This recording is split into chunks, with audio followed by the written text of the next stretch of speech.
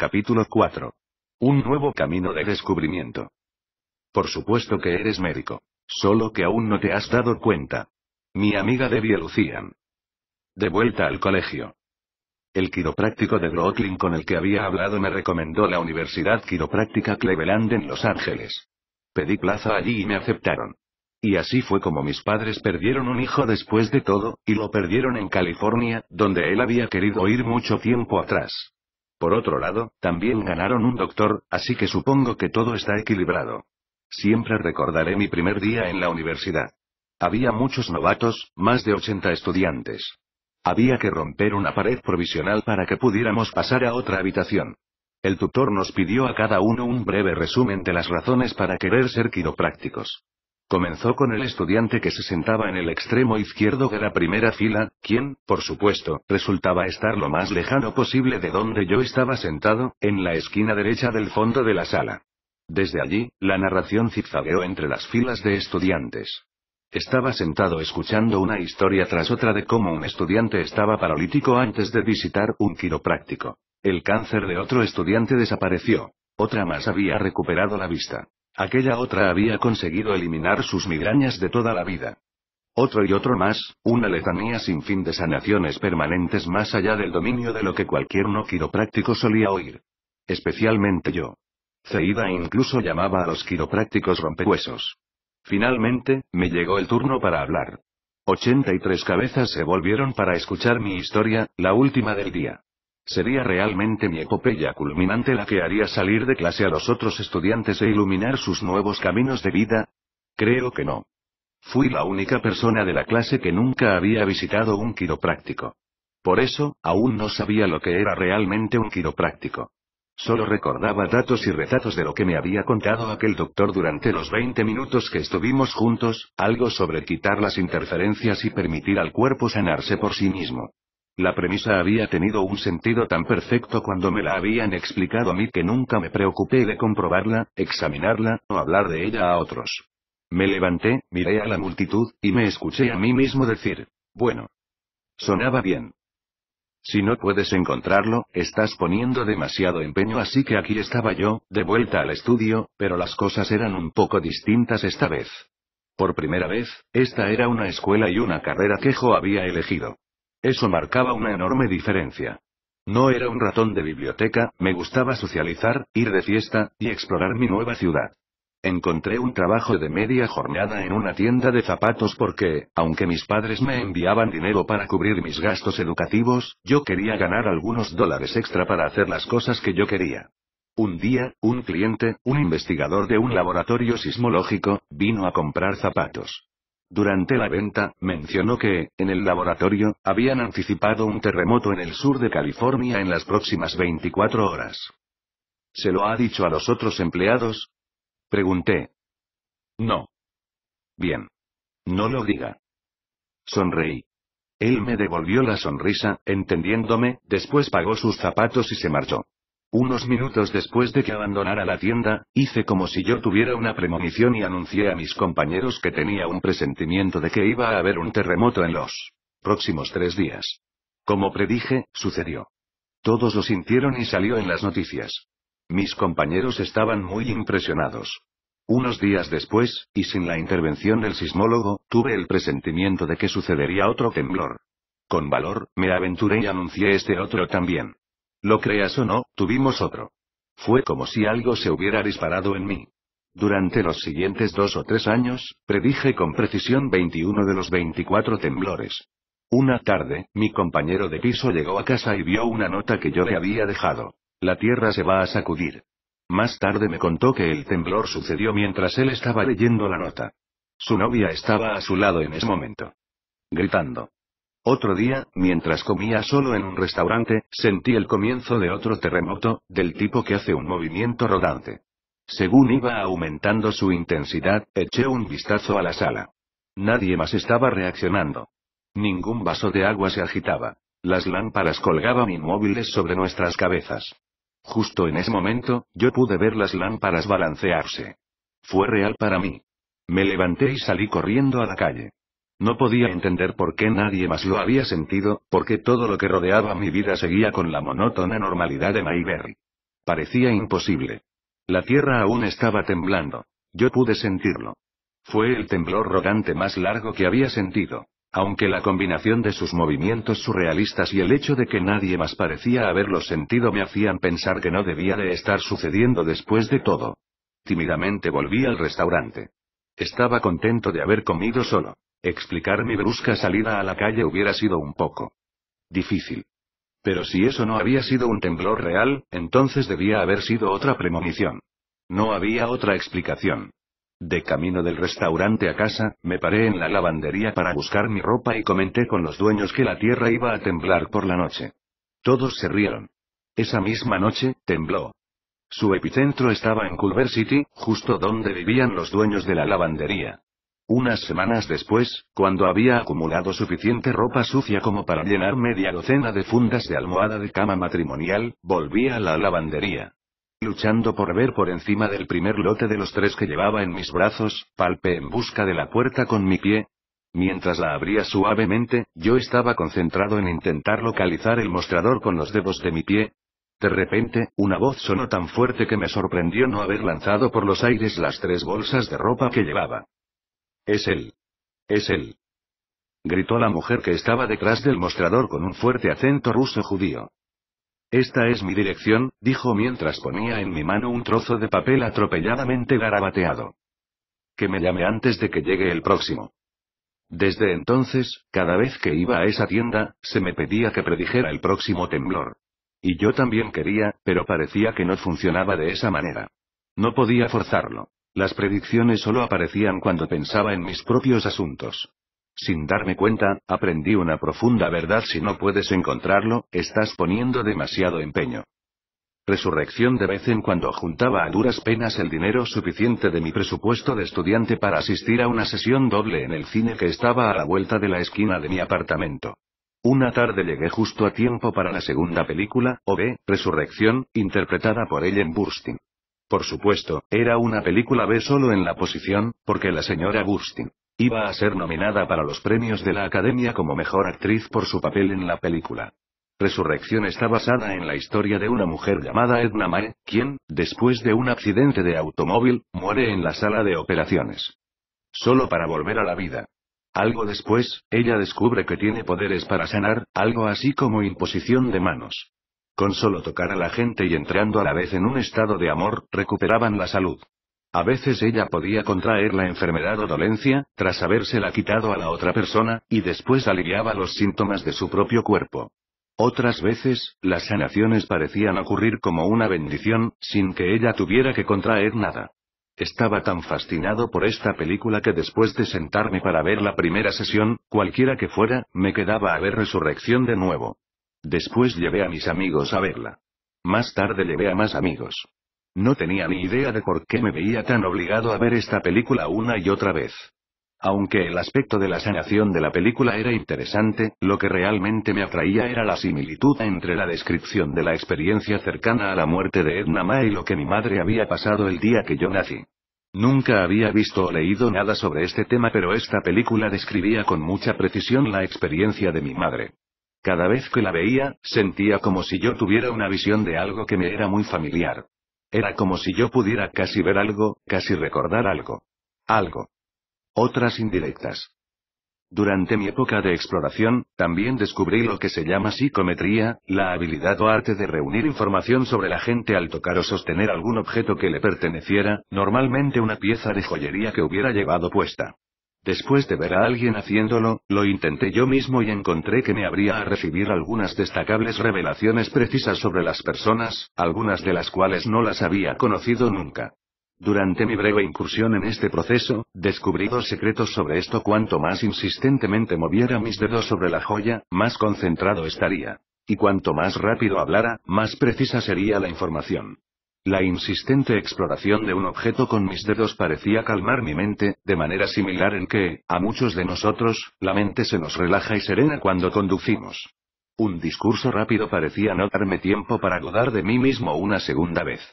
En la calma de mi mente llegaban las revelaciones. En la rapidez de mi comentario llegaba el valor de pronunciarlo. Menciono estos puntos no solo porque fueran extraños para mí, sino porque aludían a otras influencias en mi vida, incluso en aquellos tempranos años.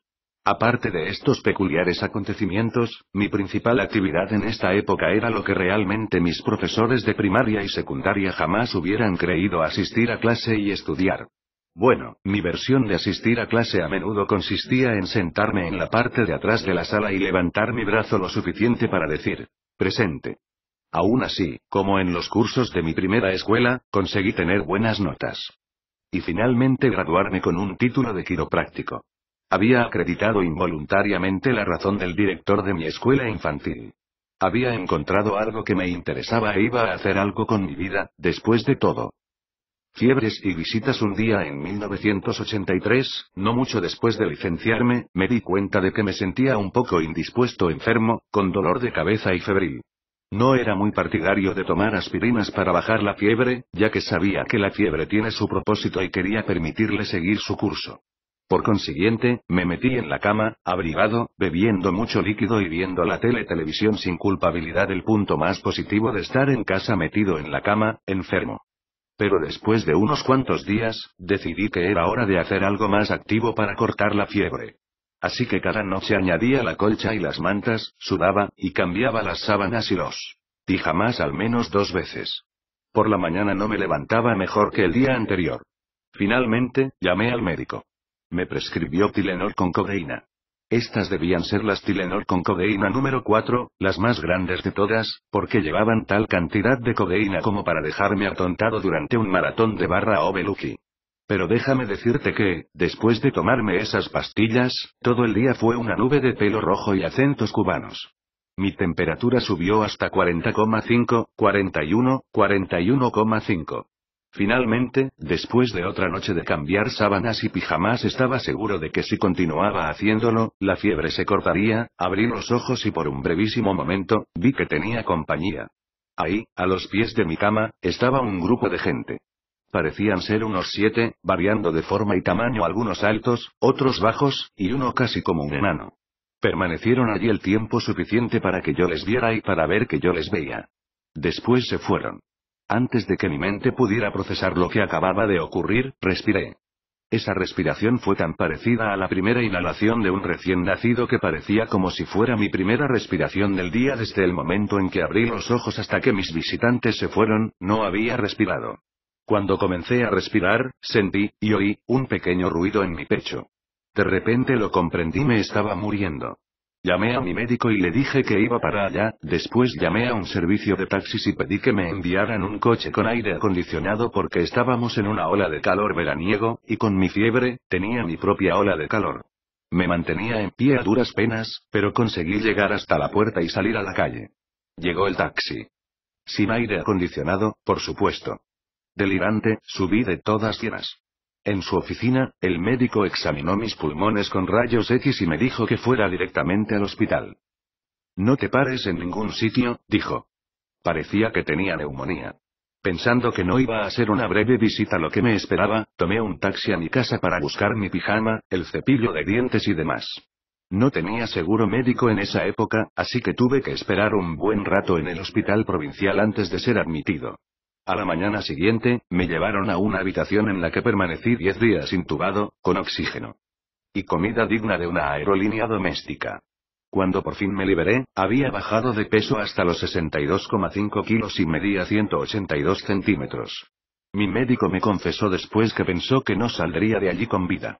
No recuerdo mucho de mi estancia en el hospital, pero sé que perdí mi excelente memoria a corto plazo, probablemente como resultado de mi alta temperatura. Hablando de cerebros sobrecalentados, ¿te has dado cuenta de lo similares que son las palabras transpiración y aparición? Ambas tienen 2 i's, 2 a's, 5 vocales, 4 sílabas. Y una puede sacarse de las letras de la otra. Entonces, ¿quiénes eran aquellas personas que vi a los pies de mi cama en mi casa? ¿Eran guías? ¿Espíritus? ¿Ángeles guardianes? ¿Eran un grupo interdimensional de observadores? ¿Fueron apariciones causadas por mi fiebre, en otras palabras, una falsa ilusión? O, eran apariciones que realmente existieron pero que solo mi fiebre me permitió ver, es decir, seres que habitan en un plano de esos 11 hasta ahora planos de existencia teóricos según las tesis actuales de pensamiento cuántico. No lo sé. Pero una cosa está clara: si no hubiera visto a aquellos visitantes el día que mi pecho hizo un ruido, podría haber continuado mi régimen de beber zumos y aguantar, y casi seguramente podría estar muerto. Sin embargo, era algo que no estaba preparado para hacer. Tenía otros planes. Y quizá, solo quizá, algo o alguien también tenía planes para mí. Resurrección, una vez más como parte del proceso profesional que había elegido, por fin me convertí en un médico externo. Es decir, un médico en prácticas en el consultorio de un quiropráctico licenciado. Aunque gratificante en muchos sentidos, esta fase de la carrera como nuevo quiropráctico no fue exactamente lo que se podría llamar lucrativa. Como la mayoría de la gente, supuse que todos los médicos sabían cómo administrar un consultorio. Estaba equivocado. En las prácticas a las que yo me adscribí, había un montón de cosas que no me enseñaron. Las relaciones con el paciente estaban al principio de la lista. Nuestro acuerdo era que yo les pagaría el 50% de lo que cobraba a mis pacientes. Ya que ellos trataban a sus propios pacientes, podríamos decir, magníficamente, no sorprendía entonces que trataran a los míos solo la mitad también. Y, dada la forma en que trataban a mis pacientes, muchos de ellos no volvían nunca. Con una ganancia de solo el 50% de lo que ingresaba y una base de pacientes impredecible, apenas podía pagar el alquiler de mi consultorio y de mi apartamento. Cuanto más trabajaba como médico externo, más dinero debía.